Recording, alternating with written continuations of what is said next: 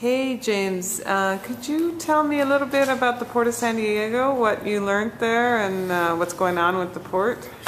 You can come through if you like. Come through. Go ahead, sorry. Okay, so we've just been over to the Port of San Diego and we spoke to a lady, Kelly Mackley, who is, she's in charge of the sustainability section there. And yeah, we learned a lot about the port. We learned about how it is a major, it's kind of like a realtor almost. It's kind of, they lease a lot of property out, a lot of land out, I should say, to hotels and companies, businesses, some companies who might supply the Navy with certain maintenance operations, that kind of stuff. So they do a lot of those things. And one of the big ideas that they've got in the sustainability section is the Green Business Challenge. And there's over 60 businesses, the people who lease these areas of land out that the port owns.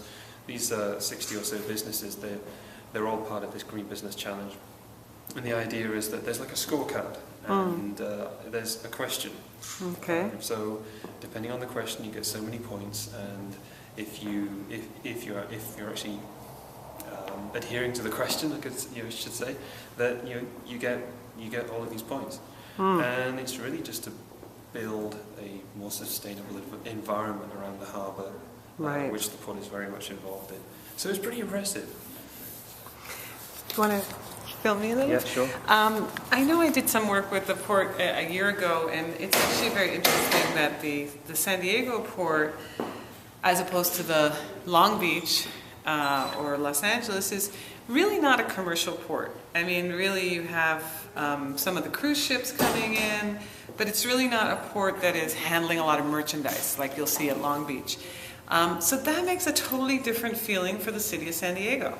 The city of San Diego, many of us feel, I've lived here 11 years, feel like we're kind of on permanent vacation here, just because of the atmosphere of the city. And I think that the port, the fact that it's not a commercial port, and that these port properties are used more for, like Sofiane was saying, our friend Sofiane here. Hello, bonjour.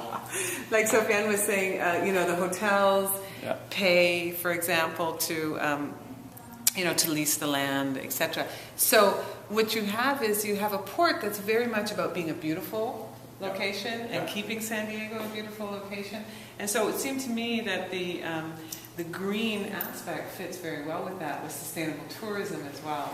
And one of the things that we heard yesterday, and I can't remember if we put it on the video blog, but it really struck me a lot, was the fact that San Diego was considered number 2, certainly in California, in terms of sustainability as a business, and number 1 would be San Francisco. The Northern Californians are really high in the sort of green consciousness. But it was kind of fun to see that this relatively small city of San Diego, which is what, the metropolitan area is probably 3 million. Okay, the county would be 3 million.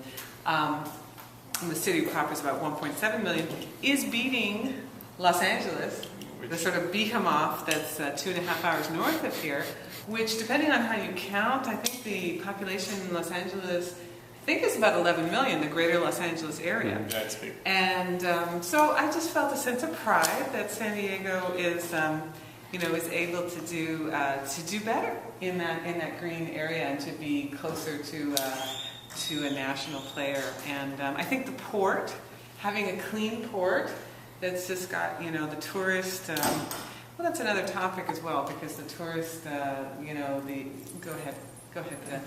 The cruise ships are very bad for the environment. Yeah. But anyway, that's a different story. Did you want to? Yeah. I just wanted to add, and just to put an emphasis on what Dr. Kelly just said, and I just finished an internship for friends who will probably follow the same program next year to understand exactly the roles the guys at Port de San Diego. Le plus important à comprendre, c'est que c'est un port qui détient toutes les terres qui sont autour, donc ils sont en train de régir et de gérer ces terres, donc ça rapporte de l'argent. La question du financement ne se pose pas, donc ils focusent essentiellement sur tout ce qui est vert au niveau de San Diego, ce qui semble être une culture, parce que toute l'industrie qui a été bâtie dans cette ville est une industrie verte qui va vers la biotechnologie, qui va aussi avoir tout ce qui respecte l'environnement. Donc le port de San Diego est une entité qui va dans ce sens et qui respecte essentiellement toute cette culture qui est bâtie autour de la ville. Et comme Dr. Kelly vient d'expliquer, quand on voit que San Diego bat des villes comme Los Angeles et se positionne derrière San Francisco, ça fait de San Diego quand même une ville qui est un pôle attractif pour toute la biotechnologie. Et je pense que l'expérience qu'on a vécue aujourd'hui avec le port de San Diego est une expérience phénoménale, où il y a toute une culture qui a été bâtie à travers un scorecard qui est mis sur place, qui gère quand même les 60 compagnies qui sont à travers, qui sont membres de cette coalition et qui adhèrent essentiellement à cette culture. Donc c'était quand même une expérience assez extraordinaire. I just wanted to add one thing to what Sofiane was saying about the port. I wanted to pick up on they were talking about the environmental scorecard, but when I was working with the port a couple of years back, one of the things that allowed them to do very well in a strategic change moment, essentially when they had to let go of the airport, which was a big revenue generator for them. So all of a sudden you lose half of your revenue, okay? How are you going to do well with this? Well, what they did was they implemented a balanced scorecard approach. And that, of course, lends itself very well to progressing into a sustainability factor, because the whole point of the balanced scorecard is you are balancing multiple competing strategic priorities. That's true. And you're investing in the learning and development, and you're not looking at that as a cost, you're looking at that as a strategic investment, rather than managing things strictly by the bottom line. So you see the balanced scorecard and the triple bottom line, they're not identical, but I think using a balanced scorecard methodology allowed the port to take on the sustainability scorecard approach very easily. I had one other point that I wanted to bring up that has been a real learning for the group in our Montreal experience and also here in California.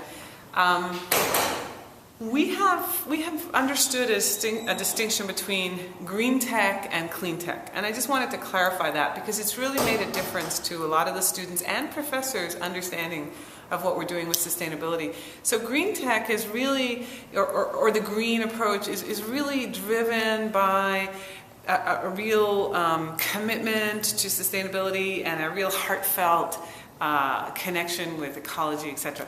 And that's a great thing, and there's certainly many people who are inspired and find that a mission. But many people look at sustainability and go, I don't really know if I'm about that. That doesn't really resonate for me.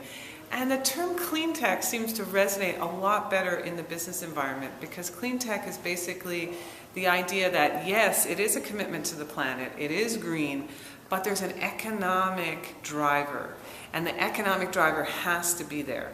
And so there has to be an economic justification as well as making the contribution to the environment. So that term clean tech has really allowed some of us who were, we had some of the students and professors who were like, I'm not sure about the sustainability, to really understand it in a more business sense. And what we're finding, just to finish off, what we're finding is the people who are in this program, especially the experienced business people like Sofiane, for example, Director of Operations in the retail sector, Vincent Savorin, a very experienced guy in clusters, are starting to see sustainability as a real business opportunity, and they're starting to see that the skill set that they have in terms of developing clusters, in terms of operations management, can be leveraged into this clean tech arena. So I think that's been one of the big learnings of the course, which is really a shift in the mindset. And that's what this sustainability is really all about, is shifting people's mindset. So it's great to see those changes in the students and professors. Of course, professors are here to learn as well. That's what's so fantastic about a program like this, the Aligned International University and UQAM and Universidad de las Americas in Puebla joint program. Cool. Thanks a lot, Dr. Kelly.